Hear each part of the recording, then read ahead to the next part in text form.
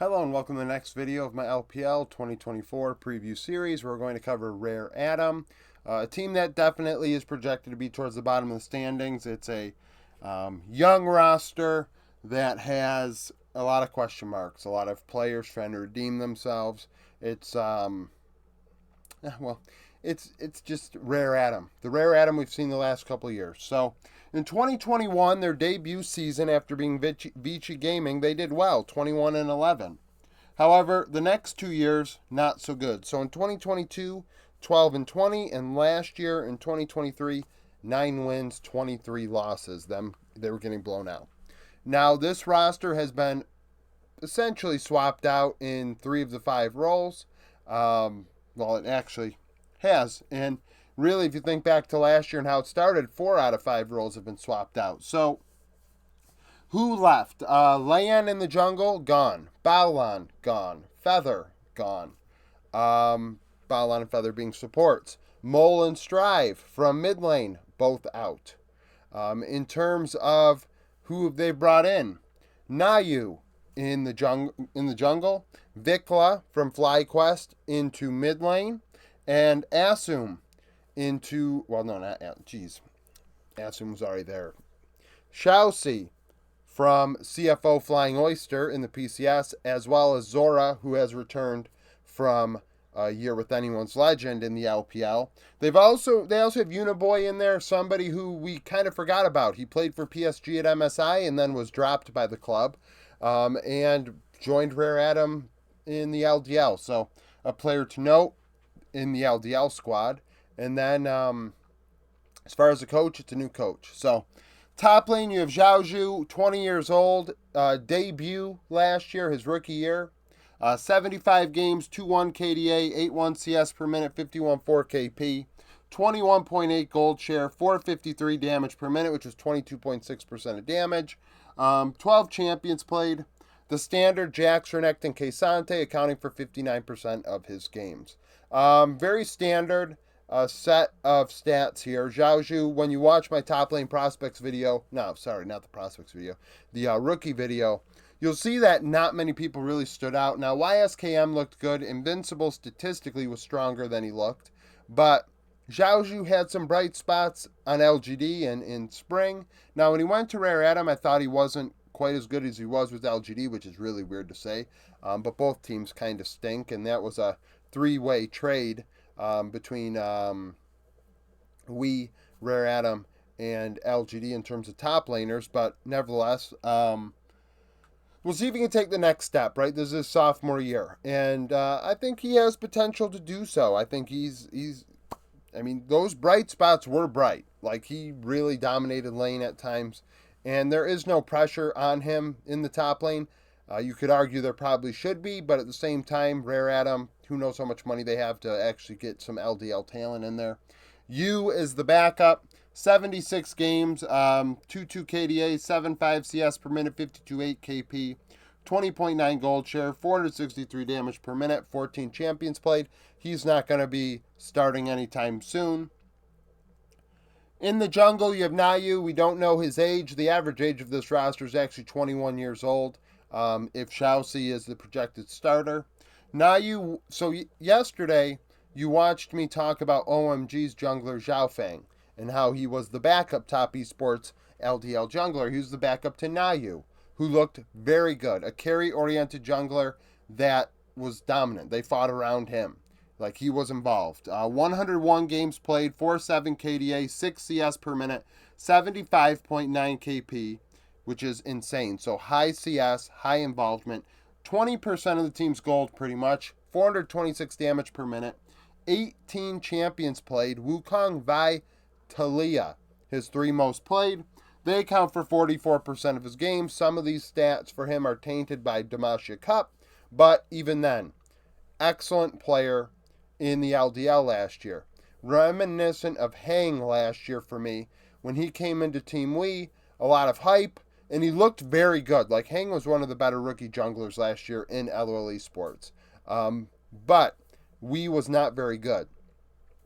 They didn't live up to expectations, so a lot of people didn't give him a lot of praise. And do I think Rare Atom is as good as that Team Wii squad? Absolutely not. Nowhere close. But I do wonder if Nayu is going to be overlooked, similar to how Hang was for the team that he's on. I think that he's going to have some pop-off moments, and he's going to have some games that people are going to be, kind of scratching their head wondering, is this guy worthy of the LPL? And frankly, you should look at this roster and be like, what's he supposed to do? What do you expect him to do as a rookie? Definitely a player that deserves, an extended leash here beyond this year for development purposes. He won't have any pressure behind him to start the year. CC9, no games played, so their LDL jungler is a rookie. Vikla, 20 years old, definitely a sophomore slump. We're going to see if year 3 he can return to the form he had with KT, where I thought he was Rookie of the Year in the LCK. I thought he played excellent, won his job over Arya in spring, and then took the bull by the horns in summer, and in 2022 looked very good. Now last year with FlyQuest was a disappointment, and Vikla was a big reason why. 47 games played, 2.8 KDA, 8.4 CS per minute, 68.2 KP, 22.4 gold share. He was not a lane bully. We'll see that in the 15-minute spread, which is a problem. If you're an import mid, we're expecting you to get ahead in the early game, then go roll. He didn't get ahead in the early game. Team oftentimes lost as a result. He did deal damage, though. 616 damage per minute, which led the team, 28.3% of FlyQuest damage. But at 15 minutes, down 70 gold, 4 CS, 20 XP against LCS mids. So if you don't step it up, I can't imagine him playing very long in the LPL. 15 solo kills, 13 champions played.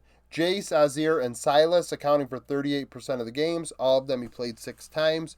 Didn't play anything more than 6 occasions. Uniboy is the backup, so that's a position where I do see competition, to say the least. I think if Vikla struggles, Uniboy will be starting for the team. 40 games played with PSG. I did not combine his Rare Atom LDL stats with these. I figure the PCS stats are more... I think the PCS is stronger than the LDL. Bold statement.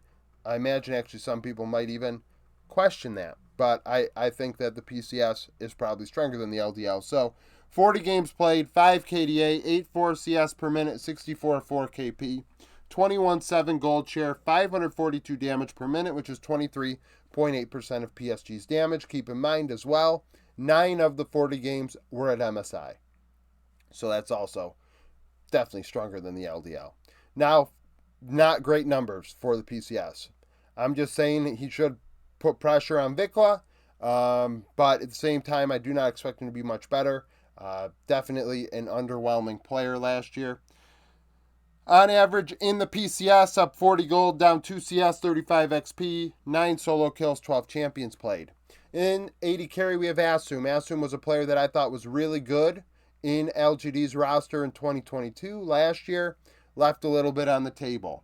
Now, it didn't help at 20 years old, them going between Baolan and Feather, but at the same time, I would have expected more. 77 games played, 2.6 KDA, 9.4 CS per minute, 67.5 KP, 24.4% of gold, 639 damage per minute, which is over 30% of the team's damage. He was the carry for Rare Atom last year. Strive, excellent player. I think Strive deserved a lot more leash than he was given, but at the same time, Asum was, if Asum was ahead, they were doing well. If Asum was behind, it was struggle street. His 3 most played, Varus, Jinx, Xayah. He played 15 champions, but Varus, Jinx, Xayah account for 53% of his games. That's another thing, too. I was not a big Varus fan last year, and if that is his most played, not great. You're not going to see many players listed here in these preview videos that played Varus as their most played. Zen is the backup, only played 6 games in the LDL last year. 2.9 KDA, 8.5 CS per minute, 71 KP, 24 gold share, 549 damage per minute, 4 champions played. I went over that quickly because, hell, Rare Atom literally have, it's Uniboy, and then it's nothing in the LDL. Now, in support, I imagine this is a position battle between Xiaoxi and Zora. So Xiaoxi, 24 years old, was CFO last year alongside Sean, was able to go to Worlds. 48 games played, 3.3 KDA, 75.6 KP, 138 damage per minute. High vision score, 3.54. Now people might say, yeah, but, and we've seen this, and this is not a shot at you, Gerb, but Ash, Senna, things like that will help. Well, let me tell you, Chelsea is not an enjoyer of the AD carry supports. He just put a shit ton of wards down. Let's say 9 to 10 every minute. I mean, sorry, not 9 to 10 every minute. Jesus Christmas, that's not what I meant. Rephrase. 2 a minute almost. 1.9 a minute. So between 2, let's just say nearly 2 a minute. Control wards 3 every 5 minutes. He would clear about 2 wards every 5 minutes. So a lot of wards placed by Chelsea, resulting in high vision score. Now, the lane was very dominant, shunning him, so it makes sense.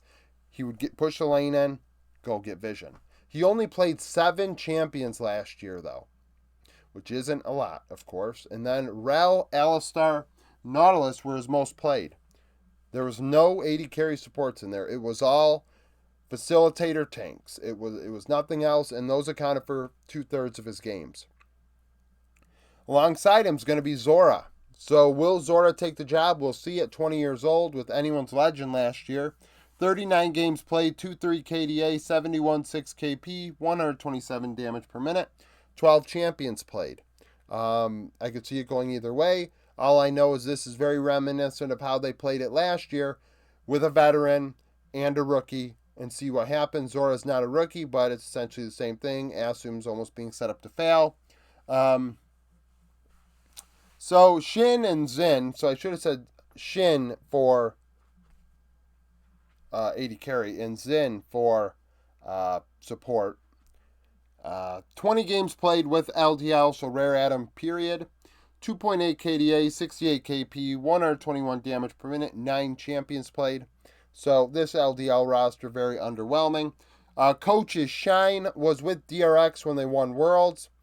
Based on, actually he wasn't. He was on the DRX staff, but wasn't on the World staff. Accredited with a 28-42 record on Leaguepedia, based on the coaching staffs he was with at the highest level of play, and 0-6 in playoffs, I believe. I believe that's DRX in the playoffs. So this roster, one of the worst ones, definitely. I think LGD's is slightly worse, but I think you could go either way. Not great, but at the same time, a lot of bright spots, right? Xiaoju, Nayu, and Astum are 3 players that I am really interested to see if they can continue to perform. And we'll see if Vikla can, kind of forget about last year. So that's it for this video. Thank you for watching. If you liked the video, like it. Subscribe to the channel for daily League of Legends content. Follow me on Twitter. Join the Discord. Become a YouTube supporter. And I hope to see you again tomorrow.